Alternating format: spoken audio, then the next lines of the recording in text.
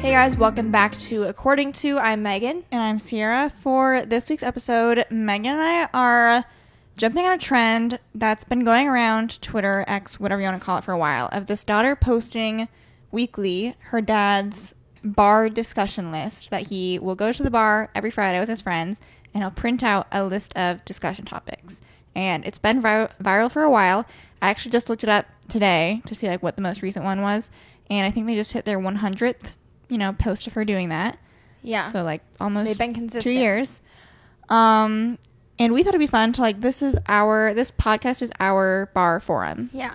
So And what would we include in our discussion We list? each came up with a list of what would we talk about if we were going to the bar this week with our friends, and this was our list of topics. So that's what we have in store And for honestly, today. I'm impressed, like trying to come up with like a list just like from memory of like, or just like things that I think would be interesting to talk about. I'm impressed with him doing this on a weekly basis. Right? I know. Because some of it I don't know. is I hope relevant. that mine. I read his list and I'm just like, I'm always impressed with what he comes up with. Such a good topic. And I don't know. I feel like mine has some hits and some not so great conversation starters, but we'll do what we can. Yeah, we'll see. Depending on how long it takes us to go through our list, we might be able to go and like run through some of his lists and like pick out some fun ones to talk about. But before we get into the meat and potatoes of the episode, we always start with our weekly spotlights / recap of this weekend, because I feel like our recap and spotlight is going to run together. It was 4th of July weekend. My weekly spotlight is that I had a 3-day weekend, so some more time off of work. And then, of course, like the 4th of July is one of my favorite holidays, if not my favorite holiday. And so I just had a grand old time this weekend. Yeah, I would You know what I've realized? That's like an unfortunate reality. What? That the 4th of July like just isn't quite what it was when we were younger. What I mean by that is like I've really built up the idea of like the 4th of July and celebrating it and like having a bunch of family around, and like it's a huge family affair. Like that's what it was growing up, and it's just not that anymore. Like there's not as many family That's the coming nature up of to the lake. everyone getting older, and like you spread out into your own families and like more people join the picture. Because like it was nice, but it just made me kind of reminisce a little bit of like missing what once was and is no longer. Yeah. No, I feel what you're saying. Like, it's fun, but it's never, like, quite what it was. Like, especially, like, I feel like when we were all still in high school or below, that's, like, really when, everyone was able to go up for An extended maybe the full period, week because no one had jobs. Like, we were all on summer break. And now it's, like, maybe we're lucky if people are out there for, like, a day or two or, whenever you whatever. can catch them. Let alone all at the same time. And like now we have like, for the size of the house, we honestly do have an impressive amount of like sleeping arrangements possible, but even then people still like feel like it gets too crowded. So Right. Anyways, other highlights from this weekend. It was rainy one day, so like that was a little bit of a bummer, but we just did a little bit more shopping, and then some games and stuff. Like we had what is that brand called? Like the murder Hunt a mystery Killer. Hunt a Killer. We did one of those, and we actually solved got it. it? So that was good. And then 4th of July itself was actually really nice, and the weather was good. So we had a nice day for that. We took the boat out a little bit. We went to the carnival, and yeah. Mm-hmm. You should run through like the little like pretzel maker fiasco that happened when we were at the carnival. Downtown Clear Lake has somewhat recently, like in the last 6 months or so, or 7 months, they have a pretzel maker down there now. And I'm usually an Auntie Anne's person, but like I have nothing against pretzel maker. And none of the carnival food was calling my name, but I was like, pretzels sound good right now. So I'm going to go. Probably had a pretzel you could have found in the carnival. Probably. But nonetheless, I went into the store. It was like 8:30 at this point at night. And I was like, okay, I'm sitting in line and I'm waiting for my pretzel sticks. I was also waiting in line to get something for my grandma too.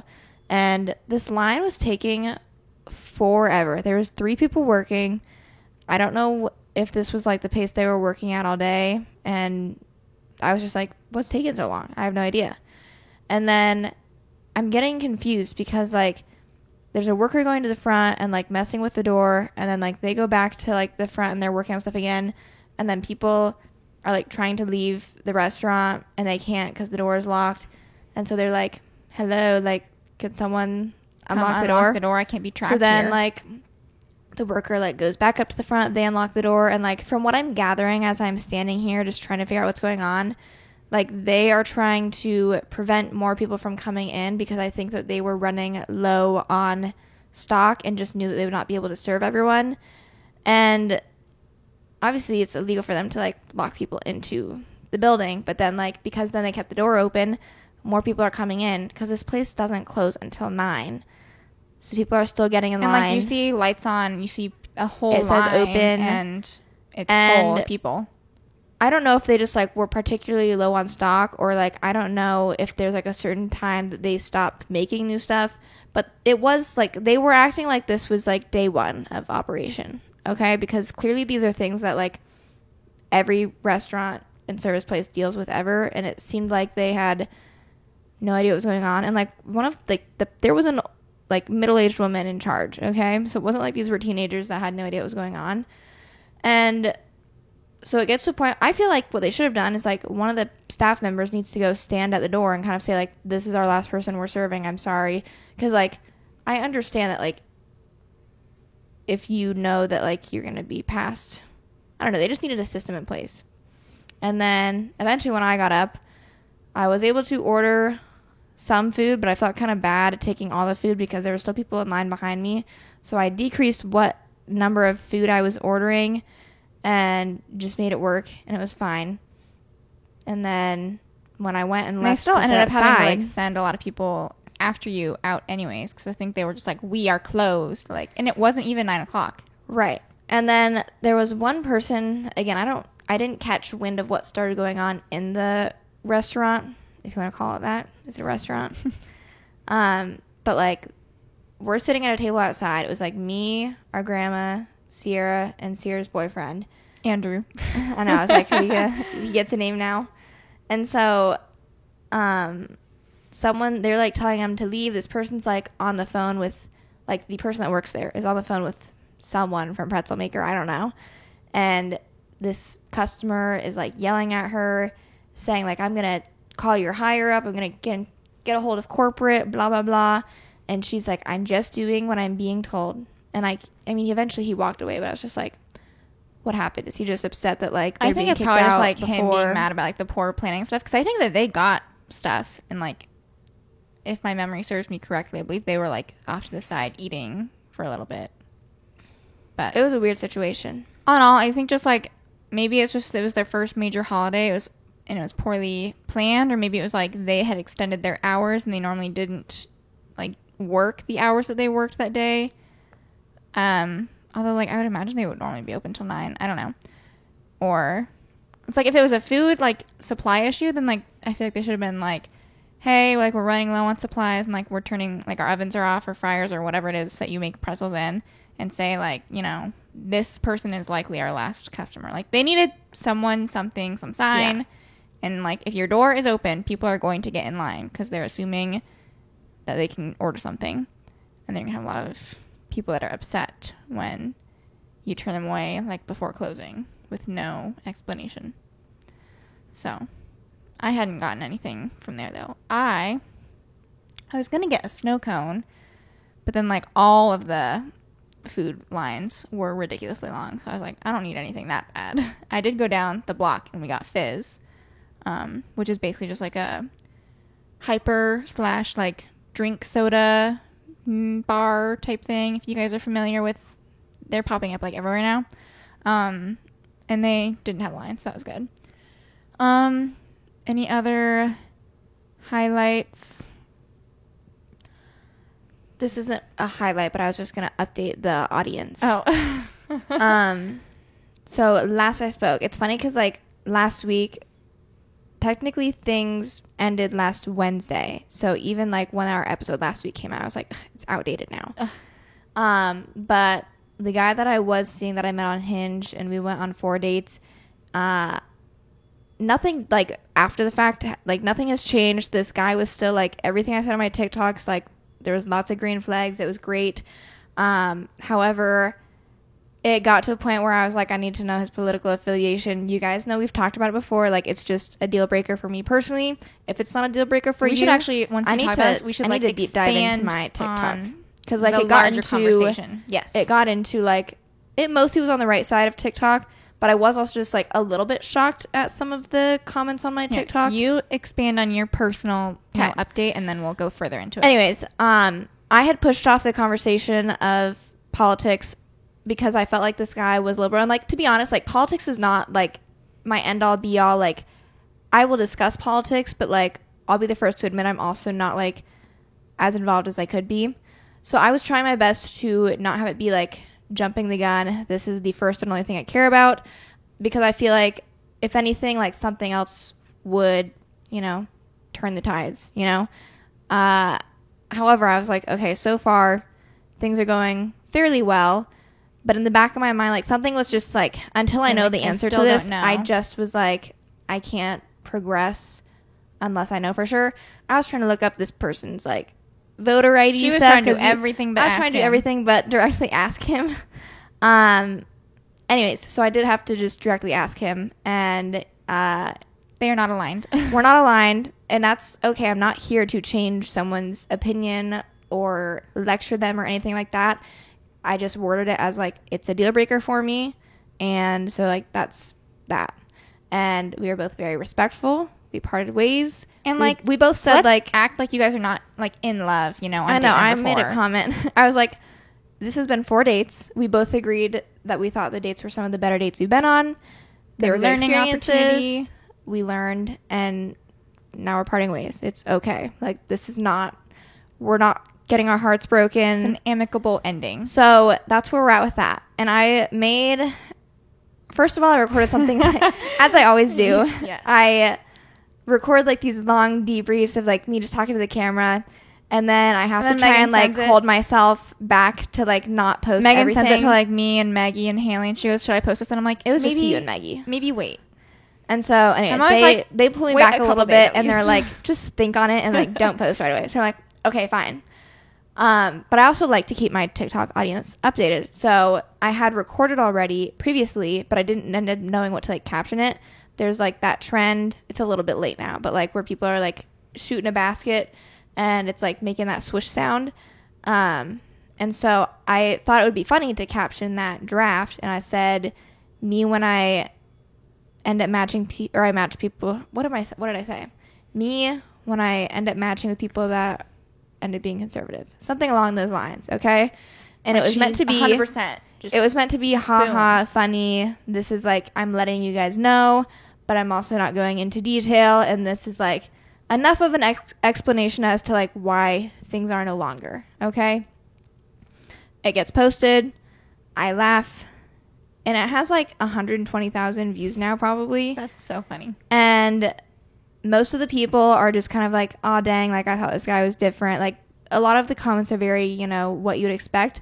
But then like, it's led to larger discourse. Obviously, not everyone on the internet is liberal and has the same opinions that I do. So, obviously... Or, like, not everyone has, like, the same standard of, like, politics, like, being different from themselves being a deal breaker.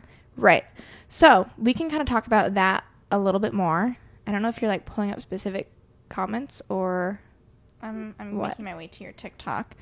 First of all, I do want to say, like, because I, granted, only met this guy literally one time when he came to our door, so, like, I don't know him, you know, as well as you did. But I think, like, just generally, like, Megan and, like, people, I think, at large, when we have these conversations, we are not trying to vilify and say, like, any one person with different political opinions is a bad person, okay? Most of our family is conservative. And guess what? We work with them. We love them. We converse with them. Love them. They're great people. However, when you're talking about a romantic relationship, someone that you would want to build a life with, Megan and I are of the opinion that, like, we don't see ourselves doing that with someone who has different political opinions than our own. Right. Here's the thing. I think it just kind of falls into the category of, like, it's not so much, like, the politics of it. It's, like, it's just one of those things where it's, like, I'm going to have certain deal breakers that exist, and I'm going to have certain deal breakers that don't exist. And, like, a deal breaker is a deal breaker, you know? It's just, it is or it isn't. And so I feel like there was a couple comments that someone was like, oh, like, men aren't perfect, blah, blah, blah. Yeah. And I was just like, I never said, obviously, like, a man's there are not things perfect, that you're willing to give but- on, right. but politics isn't necessarily one of them. It's like, okay, I am not saying anyone's perfect. I am willing to compromise on other things, but like politics is not one of them. And then like someone had commented how like her and her husband have differing political views.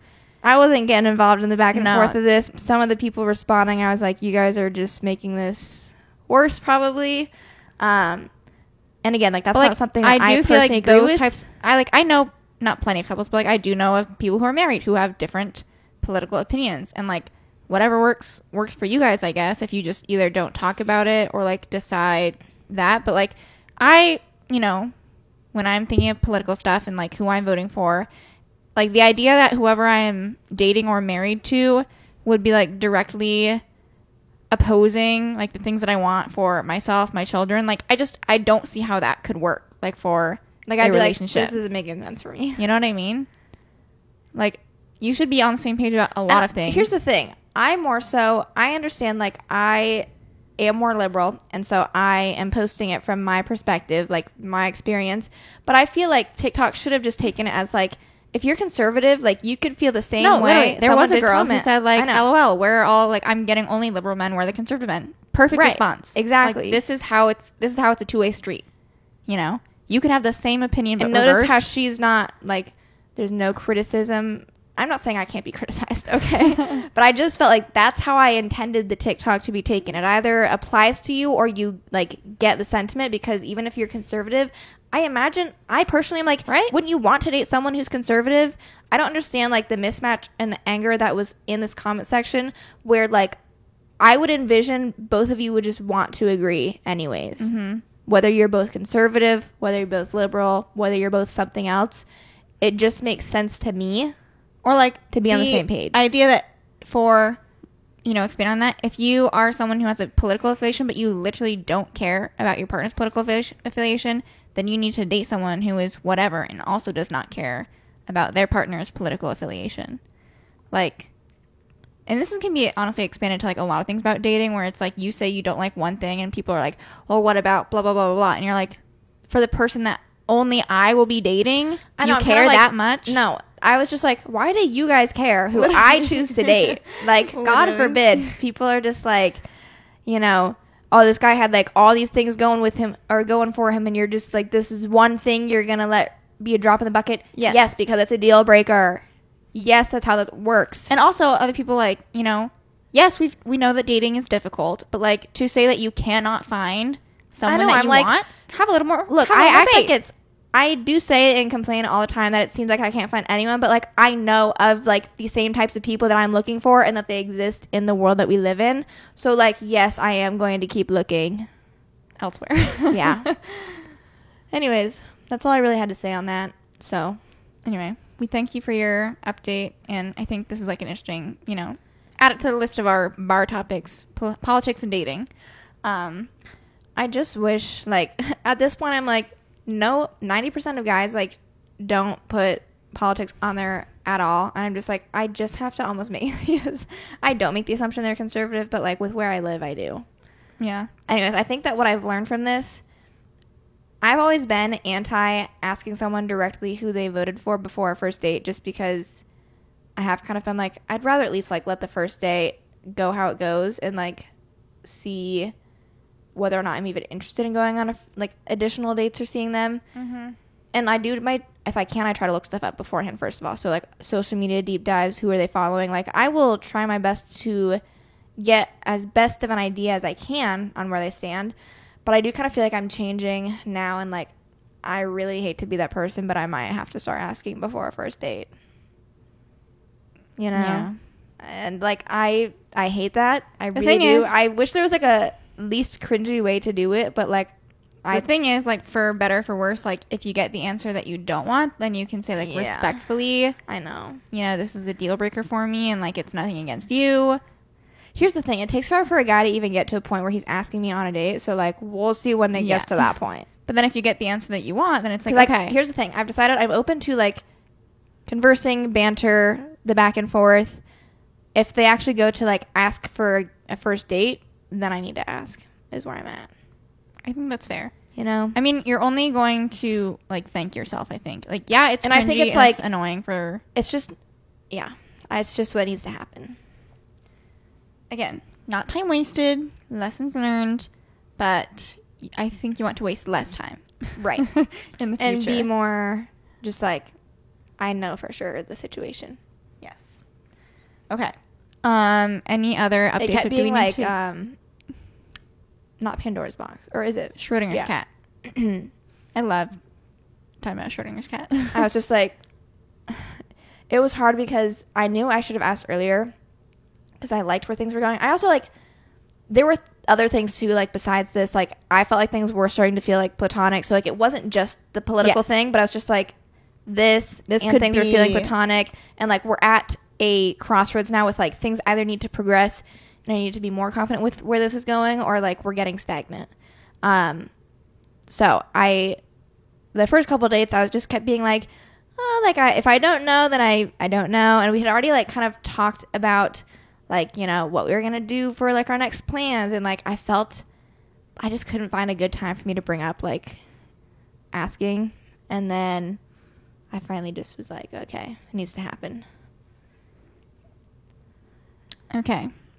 Book updates? Oh, yeah. I finished reading, what was my last book? My Goodreads is loading. Okay, I finished reading The Tenant by Frida McFadden. That was our in-person book club, and so I'm really getting on top of my book club stuff right away this month. I got 4 stars. I was trying to think of like kind of where I'd rank it for Frida McFadden books. How many have you read? I've read The Housemaid, and I've read The Boyfriend, and one more, Never Lie, I think. I feel like this one, The Boyfriend is still my favorite. I feel like I still also like The Housemaid more than this one, but I probably liked this one more than Never Lie. I didn't really love Never Lie. I'm sure I gave these all 4 stars. I thought it was good enough. It was kind of like Was it exactly what I would read? expect. I feel like her books in general are quick enough reads, so I'm planning on that being my next read. I'm hoping... Didn't take me too long. Was that your only update for... I was going to say what I had read now, Okay. or what I'm reading now. I'm now reading The Conditions of Will by Jessa Hastings. I just started it this morning, and this is our virtual book club pick of the month. Yeah. I am hoping to finish my book that I'm reading today. I'm currently reading Fearless by Lauren Roberts, mostly doing the audiobook to try and get it done quickly. I think I was listening to it on my drive to and from work today, going to and from the gym, when I was working out. It shows an hour and a half left, so like that's 45 minutes of audiobook time. I can crank that out, I'm sure, especially if I'm doing some book journaling, book journaling or something. And then I would like to start The Tenant. Fingers crossed, I want to finish it before vacation so that come vacation, I can start Swan Song, I think, for Lake Nantucket, Cape Cod vibes. I also would like to finish The Conditions of Will before... Is that a long book? I don't know. Haven't looked. It's on Kindle Unlimited, which is nice. Also, is The Tenant... 464 pages. It's not short. No. Is The Tenant on Kindle Unlimited? Nice. So that's my book stuff that I have going on right now. I'm also trying to front load more book club books towards the beginning of this month so that I don't have to like wait until the end of the month, and then hopefully I get back on my like summer TBR grind. I think we're ready to dive into our bar topics for the week. Okay. I think I have more than you, so I can start. One of them that I have, I hope you also thought of because like it's perfect for like this specific episode. Usain Bolt versus Joey Chestnut. Oh, no, I did not put that, but that is a good discussion. Okay. I'm guessing most of you guys have seen this because it was a pretty popular topic of discussion over the 4th of July weekend. Maybe if you're not an American listener, you don't know this discussion.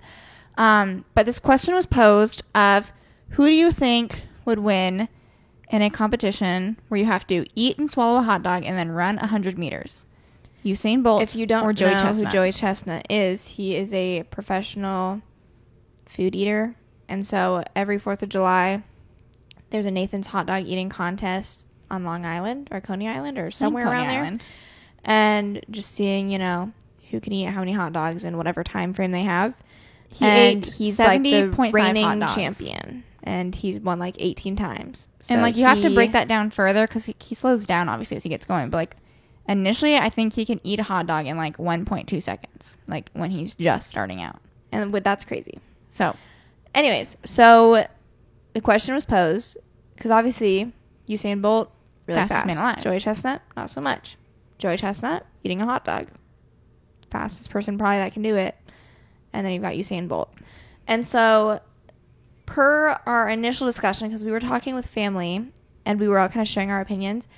And at first, I don't know why, because like upon further reflection and thinking, I am fully in the team Joey Chestnut camp.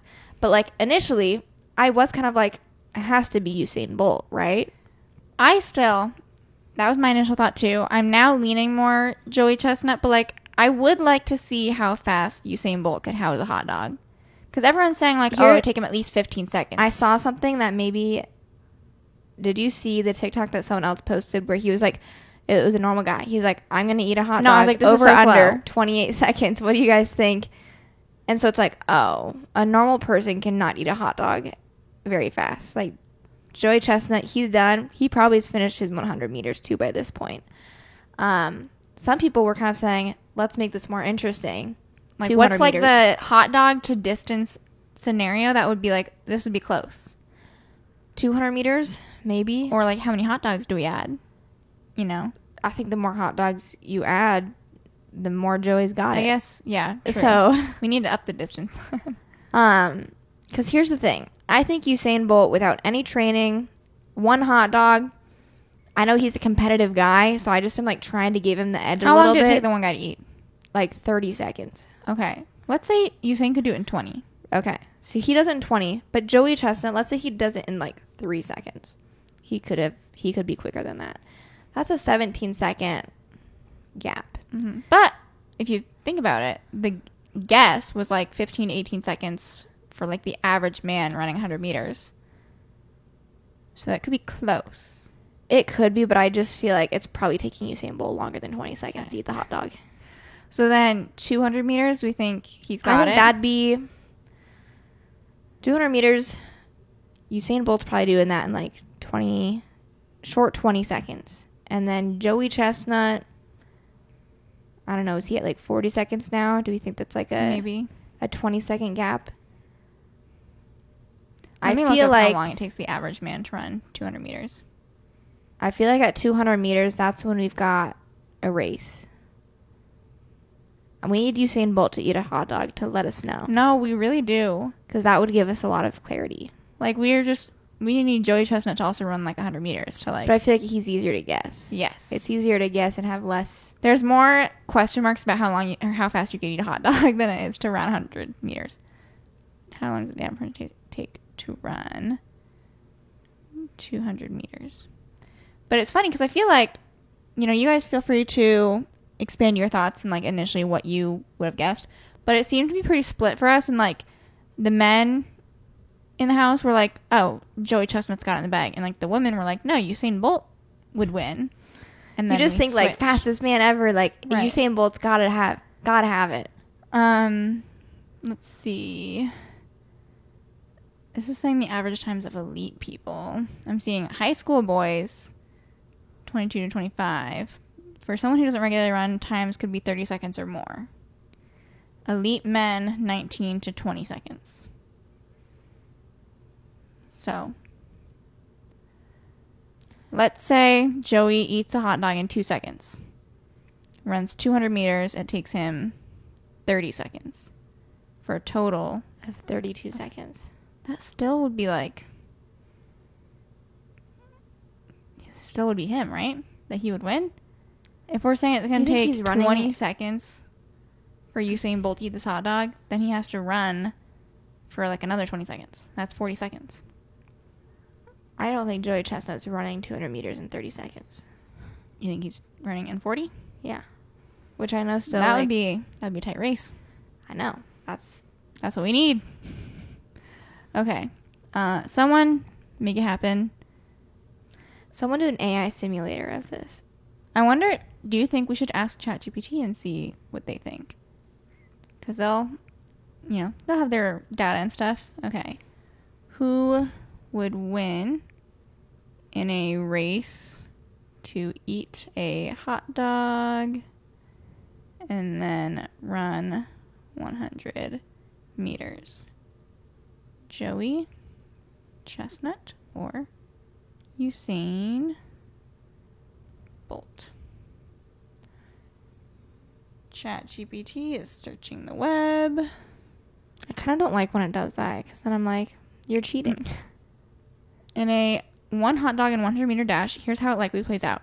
Eat a hot dog, Joey Chestnut. That speed beats any non-competitive eater, Bolt included. Okay, but like combined time estimates. Okay. Let's break it down. Joey Chestnut, 8 seconds to eat the hot dog. Usain likely 20 to 30 seconds to eat a hot dog. Probably much slower than Chestnut. Even if Bolt manages to eat the hot dog in 15 seconds, his total is 24.6 seconds. Still slower than Chestnut's 21 seconds. Assuming that Joey can run... what time is that?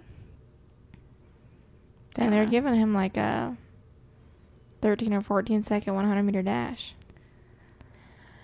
Anyway, verdict, Joey Chestnut would win. His lightning-fast eating abilities give him a big enough lead that even Bolt's world-class sprint can't make up the difference. Would be fun to see in person, but based on the numbers, odds are Chestnut crosses the finish line first.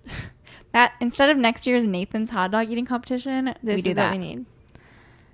Okay, I'm going to venture into the next topic here. See-through clothing and how are stores able to sell pieces that are defunct? I don't understand.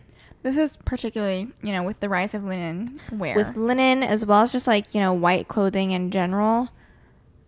I'm all for like if you need nude underwear to make it wearable, that's perfectly fine. I totally think, you need to modify your undergarments as needed to like make something wearable. But if that still is not making it wearable, then like who is buying these clothes and how did this pass production? Mm-hmm. Sierra and I were shopping yesterday. Went to the mall. We're trying to get excited for our upcoming Cape Cod trip and obviously New England vibes. Lots of linen. And also like just we were trying on different things. There was some white athletic shorts that Ari had that I was like, I kind of like the sporty vibe of it this. was like white track shorts with some like navy blue piping. And so I grabbed a pair and I grabbed a shirt to try on with it. And I look at the front and the mirror. I'm kind of vibing with this outfit. I like the little set that I've got going on. Turn around because of course I have to do my due diligence and sheer, not wearable. And I'm wearing nude underwear. And so I'm like, okay, well, not an option. And I also, like with those specifically, having like any sort of like short underneath would have only made it worse because if you put like the white underneath layer, because I've seen people do that to like try and counteract. I don't know what's worse, honestly. I've seen white linen pants that at put Altered like State, shorts in. Yes. Ooh, those were horrible. Those were actually horrible. They put shorts underneath to be like, oh, these are sheer, so like you need shorts. Okay, well now I just see the shorts. Now just people look know dumb. that these are sheer. Because then it just looks weird. Anyways, there was also some boxers that I tried on at Dry Goods, and this was almost an illusion of sorts. I was confused with this. So it was like striped with like tan or a light like white beige color and then like red.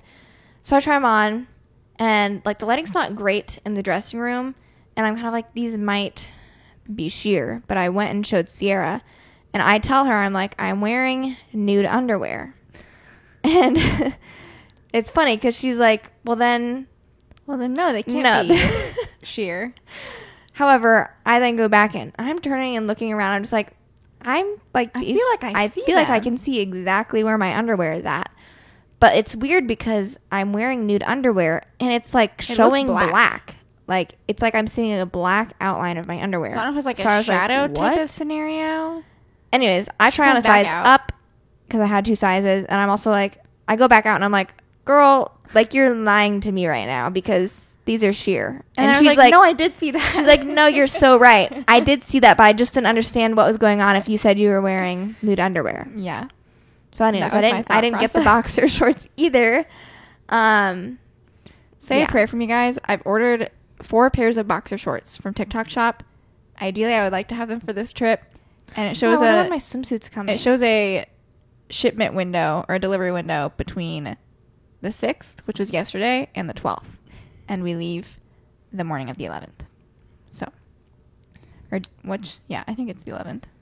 So wish me luck. I hope it shows up, and I hope they work. My next one, was that all you had for that one? Yeah. The Ryan Trahan series. I have that. / I was just kind of like having a daily show or content like his Penny series. Like, I would say, like, Life-changing. Love Island, I get you just for, like, the fact that you have daily content you can consume, but I'm not, like, I'm not a Love Island watcher. Like, but I love the idea of daily episodes. It's for a good cause. It's entertaining. And it's, like, just the right formula where it's, like, you know exactly what you're going to get for an episode. Like, there's no crazy twists or anything. If you're unfamiliar with what we're talking about, Ryan Trahan is a YouTuber. He has 20 million subscribers. And he and his wife, Haley, are doing a road trip throughout the United States where they have to go to each state, one state a day, spend the night in a cool Airbnb in that state, and then go to the next state, do the same thing. They're raising money for St. Jude's Research Hospital. And they, based off of donations, have this Wheel of Doom with different penalties or punishments. Some rewards, technically. And if someone donates a certain amount, they have to, like, spin the Wheel of Doom and, like, use the, like, play whatever was the word I'm looking for. Restriction, penalty that is shown on the wheel. They're raised, like, at this point, I think probably, like, 3 million or over right now, and they're only halfway through the challenge. And it's just a nice, wholesome watch. Besides him, like, what other either shows or YouTubers, besides, like, daily vloggers, like Casey Neistat, he also used to be posting daily videos. Who else even does that anymore? I mean, he's not usually a daily poster. He had a series 2 years ago. I know. But, I mean, there's not a lot out there. What's interesting, though, is, like, I don't watch Ryan, like, regularly, like, after the series stops. Like, I kind of just, like, click in here and there when, like, I think a video is interesting. I do watch his wife. Haley is a booktuber, so, like, I watch her pretty regularly. It's funny seeing, like, people that, like, know one or the other, but, like, not them together. Because, like, you and I have, like, known of them since, like, they started dating. Right. And so people are like, oh, I didn't know his wife was a YouTuber, like, who reads books. Like, people are like, I didn't... Like, my booktuber is on a road trip with her viral, like, YouTuber husband. I didn't know she was dating or married to a YouTuber. And so I'm like, you guys were not here for the lore pre-2020, like, when they started dating. But yeah, I think it's fun having a daily series. It's, like, short and sweet where I can watch it in 15, 20 minutes. It's like my little after-work treat. I have to watch it still today. Me too. I did get caught up. I was kind of slacking over 4th of July weekend. I hadn't been watching. Okay, here's my next one. Groomsmen and bridesmaids. Yay or nay? Oh. Just like a discussion of, like, I feel like bridal parties are becoming less and less popular. Do you envision yourself having a bridal party? How large are you expecting? And then, like, there's some people that, you know, maybe they don't stand up at the front. Maybe you do something different. I just figured we could have a discussion on We can discuss. things. I have a wedding one also. Okay. That we can talk about. Piggybacking off this. I think first and foremost, I've gone back and forth on, like, and I still won't know until I, like, am engaged and decide what I want to do. Like, the size of my wedding would dictate, you know, if I have a bridal party or not. If I end up, like, just eloping, you know, and doing something at the courthouse, obviously I would not have a bridal party. Personally, I think, like, I don't think, like, as few as possible is the best thing, but, like, I think a controlled number where, like, 3 or 4 seems ideal. Probably for me, that's just because I can't imagine having more than that, because I'm like, okay, you, Haley, Maggie, I'm sure I could find maybe one more person, or like depending on who I'm marrying, like if they have like, you know, a woman that they want as a bridesmaid. But like I would like a bachelorette trip of sorts, in which case you typically invite your bridesmaids. But like we were invited on one where we weren't bridesmaids or like related, like didn't have any role in the wedding at all. Mm-hmm. So you could just justify a trip with your girls, Right. being like, oh, it's my bachelorette trip. I also, again, like you, whatever I end up doing for my wedding or whatever I end up calling my wedding, because I'm like, would that be an elopement? Would it not be? Is it a small gathering? That kind of dictates, you know, whether or not someone gets the official bridesmaid label. I also am kind of in the same boat of like, if I do, I want it to be a nice small group of gals. Like, ideally, just you, Haley, and Maggie. And then I don't know if they would have anyone else, but like, my core four is me being included. That's all I need. You're included in the core four. However, you know, if I do something a little less traditional wedding-wise, then I could kind of see you guys as just taking on more of like a personal attendant type of role. Maybe you don't even have, you know, specific dresses or dress colors you wear. It totally just depends on like what I end up doing with my wedding at that point, which I won't know until who knows when. Yeah.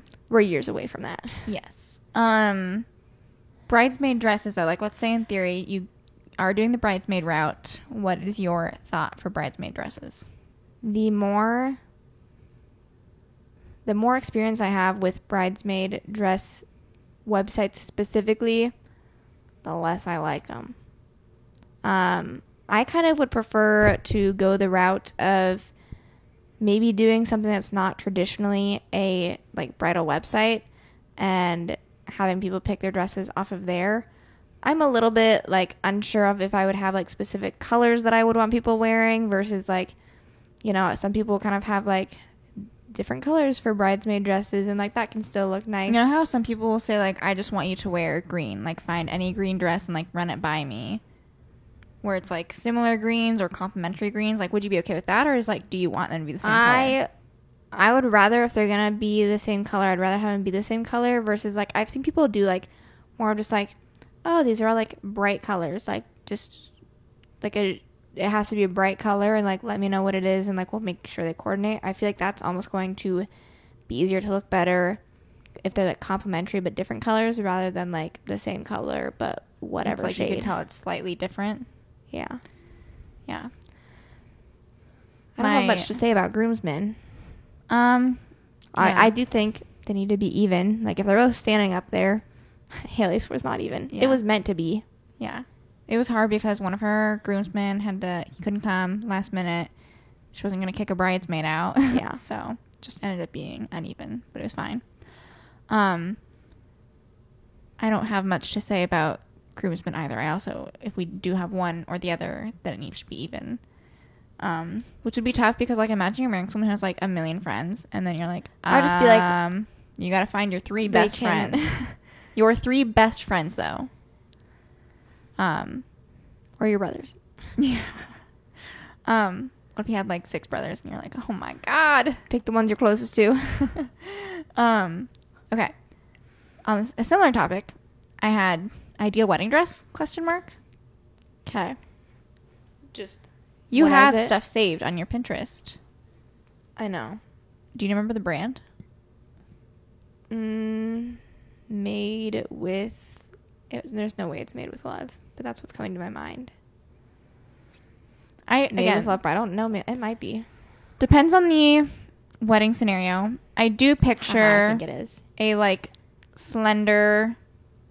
I don't know if that's the right phrase. I don't know, wedding dress terminology, but like a like slim fitting type of dress, probably with like tank top type straps.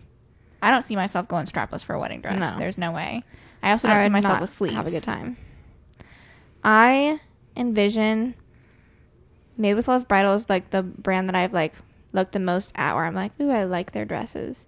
And I want to say the one that I liked the most was called like the Tilly, but I don't even know if they still have that one or not anymore.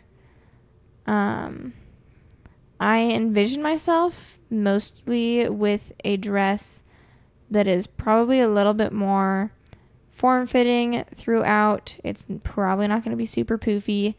And I envision probably like a straight across neckline and either thin spaghetti straps or just thin, Like this sleeves. kind of silhouette. Probably. The one that I'm holding up is similar neckline, straight across, like square neckline to what Megan was saying. I don't think they have the one that was Tank my top straps. favorite. And then It's it like gone. is the corset hits like mid waist, and then it hugs the hips and then kind of flares out into like what would maybe be considered A-line or something. I don't really know. I could see myself like that. To me is a nice ideal fit. I also like this would maybe be like if I had more of like a courthouse vibe wedding, or like depending just on how fancy or not fancy my wedding ends up being. I do love the idea of like a nice elegant like little satin I found dress the Tilly. I found the Tilly. like this, like for a simpler This wedding. I love. The Tilly. I need to If see I it. have to, I'm gonna have to find it secondhand. It's just like it's beaded, but it's simple. But I love it. And I'd probably end up trying it on, and all my dreams would be crushed because I'd be like, I hate it, Yeah, and I'd be like, I have it's no not idea what everything you I'm. hope for and more. I have no idea what I'm looking for then. But I love feel like how going it wedding looks. dress shopping would be so weird. I can't wait for I Maggie feel to like go I'm wedding dress literally going to shopping. feel like, in the kindest way possible to myself, a like pig with lipstick on. You know what I mean? in the kindest way, of course. I just feel like I'm going to feel out of place, and like a lot of times, like the dresses could be like really ill fitting, but they're trying to like, you know, do their clips and like make it work. But I feel like I would just be like, this isn't working. Yeah, Hopefully not. I hope that But- when I mean Maggie hasn't technically, I don't think, gone wedding dress shopping at all. I don't know when she's planning on starting that process. I told her that if she has room, I would love to go. I want an invite, So hopefully that would be, you know, something I could even get more and maybe insight it on. would help me. The closer in proximity I am to someone planning a wedding, the easier it is for me to like envision it for yourself. myself. So, not that I like. No one cares if I can or can't envision myself having a wedding. Yeah. But I just am. I get in a weird headspace when I think about that stuff. Okay, my next one was Labubu, Smisky, Oh my god. and other things just in that category. I gotta say, I personally, I am hate a confused. knick-knack.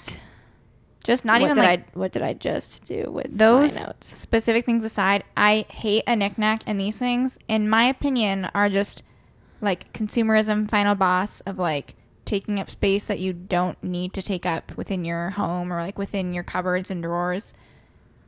And I also think they're ugly. Like you're gonna put a Labubu on your purse? what?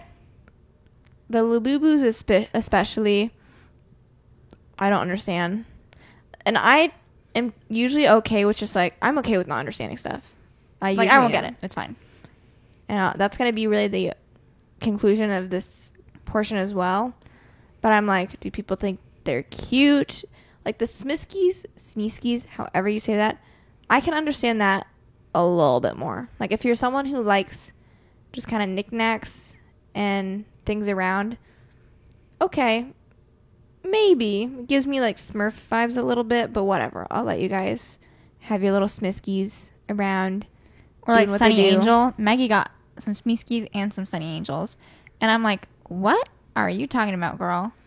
And I also just like, and you're buying these, like, because they usually come, at least like the Smiskies, come in a collection of like, You this could is get the this one or category, that but you one. don't know what one you're getting. I don't know if the appeal of it is just kind of like the unknown The of like surprise? seeing what you're gonna get. I don't know. But like I would get it and then I'd be like, well, what do I do with this? This is like the same reason that when I, like if I were to go to an arcade or something and like get tickets and stuff, people be like, oh, do you want to like cash in your tickets? I'd be like, no, I don't want this stuff. Mhm. Like I don't like junk. I don't like knickknacks. So I don't buy those things. Like it's the same thing like when people go to Target to like just get a bunch of like home decor and stuff. I am so like, for me personally, like pretty anti home decor. Like I don't buy little knickknacks and stuff like that. So like, I go to Target, I go crazy in like the clothing, book, food section, whatever, stuff that's not gonna like cause clutter in my home. But like things that I buy because I think they're cute, that's like non-existent. Okay. Next one that I have for discussion is gas station order. What do you get when you go to the gas station? I don't have, like, I've got favorites when it comes to gas station stuff, but I don't have, like, a go-to, this is 100% what I'm getting all the time, because it kind of depends on my mood. Most recently, when I went to a gas station, I got a fountain pop and a thing of Cheez-Its. Cheez-Its are usually my snack that I'm a go-to Cheez-It at the airport snack person. That is, like, you can be expecting me to get that. Gas stations, sometimes I want some fruit snacks, so if I do that, sometimes it's Nerds gummy clusters. Sometimes it used to be sour gummy worms for the longest time. That was like my high school order, like when mom would take us to the gas station. There's just other candy that I like more than that. But then sometimes, like, I'll get actual food sometimes too, so it just kind of depends. I would say for me, like high school, our mom's a big like gas station person. Like she loves fountain pops, and so she'll go, and we would maybe go with her sometimes. I would get a fountain pop, and then I would rotate between sour gummy worms and Reese's Pieces. I was going to say Muddy Buddies, I thought. Well, that's my order now. My current order is typically a pop and Muddy Buddies. Depending on if I'm no rotation with anything else? It's like I usually will get the Muddy Buddies, or like, I don't know. I'm usually not in like a savory mood. If I want to stop at a gas station, I want like something sweet. So if I don't want something that's not sweet, then I usually just don't get food and I'll get a pop. But it's been my go-to order for a little bit now. Some Muddy Buddies that are like the peanut butter ones. Okay, I wanted to talk about professional cornhole. Because I saw this when I was at the gym yesterday, and it was on TV, and it was like, you know, they're doing their league. And then I also, right before we started recording, I saw literally kids, but they were also playing professional cornhole. And I was just like, first of all, I swear they had to be 10, okay? So how did you get involved in this? But I was just like, what a crazy, like, I know there's lots of interesting professional sports, but cornhole, like, that's a crazy one. How much do you get paid for doing that? And then also, don't you kind of feel like you have to be getting it in the hole every single time? And for the most part, like, they are. Which then, like, is it even fun at that point? Right? Like, this is when you talk about, I think bowling is a similar vein, where it's like, if you are a professional bowler, I'm like, so you should be getting a strike like anything every time. less than perfection, people are going to not take you seriously. True, because, like, you could say the same for golf, but, like, you know, golf, there's more variables. You know, the hole is in different positions, the conditions are different. Like, for those two sports, conditions are pretty much the exact same every single time. And so I have a little bit less grace for you when it comes to your perfection. But like I do, like when I am playing cornhole, you know, when I'm tailgating typically, the fun of it is that like sometimes I'm good, some days I'm bad. Like if you're just like, constantly with your person that you're playing with, you know, you don't know who's going to win. Like I was watching and I was just like, okay, the first person made their first one in. The second person made theirs in. The second person made their second one in. Like, like just bank like, on someone messing up one time, and like that just seems like it would take forever to actually get through a full game. And I also like watching it wouldn't be very fun. Like I guarantee watching like, you know, a group of 4 people randomly playing at a tailgate is way more fun than watching professional cornhole people, because they are. Okay. It is interesting, and like where I'm sure more of the skill comes into play is like they have impressive shots where, you know, they'll maneuver around someone else's beanbag so as to not knock it in. I could see so that. There certainly is some skill there, and you're kind of like whoa, they do need to like probably be able to like land on the board, like, you know, when they need to be strategic about it, like, you know, to not go over 21. So I'm sure there is more skill than just like perfecting, you know, throwing it into the hole every time. I've also personally never actually like watched a game, so maybe I'm eating my words. I'm just imagining. That was all I had to say on that. Thoughts on personalized license plates? I am personally indifferent. Would you ever get one for yourself? Here's the thing. I used to be indifferent. And then I felt like I was anti getting one for myself, but I was going to be okay if someone else got one for me. Would you need to approve it? But then I changed to being like, no, I think I want to get one personalized myself. However, now I'm just like, I don't care enough to get a personalized license plate at this moment. I also feel like I would be so, like, I haven't thought of a good license plate. So I feel like that's my biggest barrier right now. If I found one that I was really proud of, then I probably would go through the effort like of the one that I think of every single day is I-80 to Kinnick. Yeah. Like, they already that's stole my it. dream license plate. My dream date. My dream date, and he knows that. Me personally, I don't think I would ever get one myself. I would be open to it as a gift, but I would need whoever's getting it done for me to, like, approve, like, what they're having it say to me. Or, like, give me some options and give me some input. Because if it's going to be my car, I would like a say. Yeah. Would you get... I mean, we both have the black Iowa license plates, right? Would you splurge to keep it? I already splurged to keep it on, or to get this one. I was like, yeah, I guess I'll take the black plate. Okay. My next one, the Indonesia Ora farming canoe thing. I needed to, like, look up what is going on with this. So, it's on TikTok, if you don't know what I'm talking about. I feel like it's really becoming pretty widespread. Like, literally, Hawkeye Football just posted something with it included. So I feel like it's making its way to, like, the marketing masses, even if you don't have TikTok. But I thought I would share a little bit about what is happening here. Because why is this kid dancing on the front of a canoe? Why are people calling him the Reaper? That's his name. That's his nickname. I'm pretty sure. That society gave him, or like that I think, like, he has been going by? Indonesian, like, culture of, like, this race. That's my assumption. I can't confirm or deny. Okay, there's a lot of words on here that I can't probably pronounce accurately, so I'm going to do my best. But this is the history of Indonesia's Paku Jalur Festival. And I'm going to kind of skim through of, like, what I already read earlier to try and make sense of this. But this is a yearly thing. It's a cultural tradition. That's typically around the time where they're celebrating their Independence Day for Indonesia. Everyone independent in July. It's a popular month for that. So the festival and kind of the purpose of the race has changed over time. You can look more into, like, the boats and, like, how they're equipped and the carvings on there and stuff like that. I'm going to skim ahead a little bit.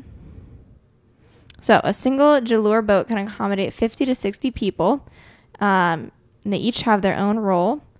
The Tukang Kongkang as the commander who gives orders. The Tukang Pinggang, or the steersman.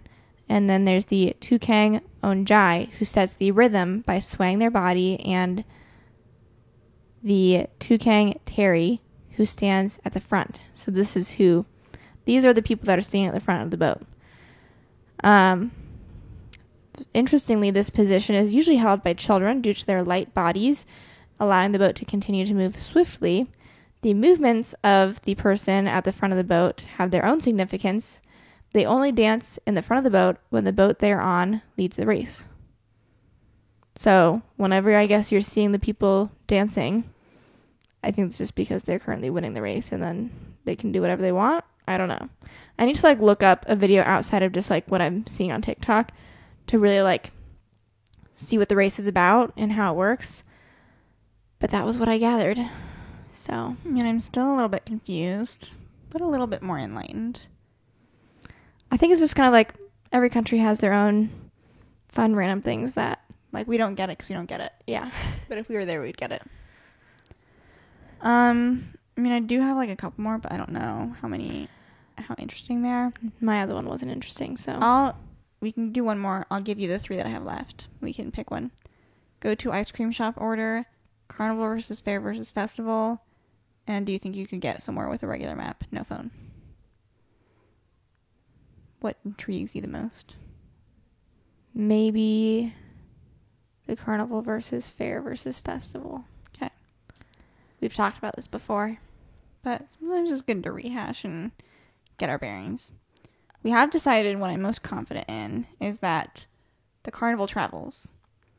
Like, it shows up in your town, the carnies are with the carnival, and then they leave the town. And it's like a portable, like the rides are portable. Yeah. Rides and, like, games and stuff typically. Food is usually separate from the carnival, but, like, it's at the carnival, you know? But, like, a food truck will be like, I'll be there that day. Yeah.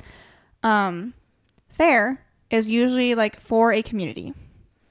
So, And it's usually Iowa like, State there's Fair. usually at a fairgrounds. Or you'll have like the county fairgrounds. yeah. And it's, like, typically, I think, to, like, celebrate the accomplishments or highlight, like, the people in said area. And it's, like, the people that make up the fair. And there's usually some sort of like competition component. You'll have like food competitions, you'll have plant competitions, you'll have people showing their cattle. And, like, then because it's, like, Maybe location talent based, stuff. you can say, like, this is Iowa's best whatever. This is the county's best whatever. And so, like, that is different from the carnival because, like, it's just, you know, the only thing you win is, like, you know, games and, like, you win a prize. But, like, this is, you are the best at some certain skill or whatever. Fairs can have rides. Typically, honestly, I believe a carnival probably shows up to our Iowa State Fair Yeah, and sets up for the rides. I would agree with that. So you can have a carnival within a fair. A subcategory. But you couldn't have a fair within a carnival. And we have a festival. A festival? Festival can really be like the widest ranging thing because I feel like a festival is just like a like celebration of something. I feel like it's an event that, like, it might take place in one location, but, like, it's not It's of also the usually location. like fairs can be days long as well. They usually are. Festivals are also going to be Carnivals can be days long too. yeah. Everything never can be mind. days long. So never mind. That's not a valid point. But, like, a festival is, like, usually I feel like, you know, dance festivals or, like, music festivals are the most common. But you have any like other festival type? I feel like Des Moines. I mean, has like, a lot there's of like movie festivals where it's festivals, like, music festivals. or we have like arts I feel like an festivals. Asian arts festival, Yeah. or like the Des Moines Arts Festival. So I feel like So- those are highlighting. There's no competition. Is that what we had said last time? I don't know. There's what no we said last competition to a time. festival. You It's just go get it- here's go to enjoy here the are our arts." wares or our goods, like, for the masses. We want you to enjoy. I think you know, that's music. appropriate. Here is the music. Enjoy the music. If it's art, here is. I think there's a food festival too, actually. Here, enjoy the food. Yeah. So it's just like presenting. Here's what I have to offer. It's like a bunch of the Enjoy same things in There's one no category. competition. It's just for the love of music or food or whatever. No I think carnivals those are all typically at a pretty. festival. I think those are all pretty solid definitions. Okay. Well, I think that's going to do it for this episode. I had a lot of fun, and I feel like this is an episode that, like, it is kind of like a tangential, like, whatever comes to mind episode, but if you guys would like more episodes like this, We can do another bar discussion later. yeah. With that being said, join our podcast book club. It's The Conditions of Will by Jessa Hastings. You can look in the description to see how to join. Follow us on Instagram at according to, all spelled out, all letters, no numbers. Subscribe to our YouTube channel. And we will talk to you guys next Thursday. Bye. Bye.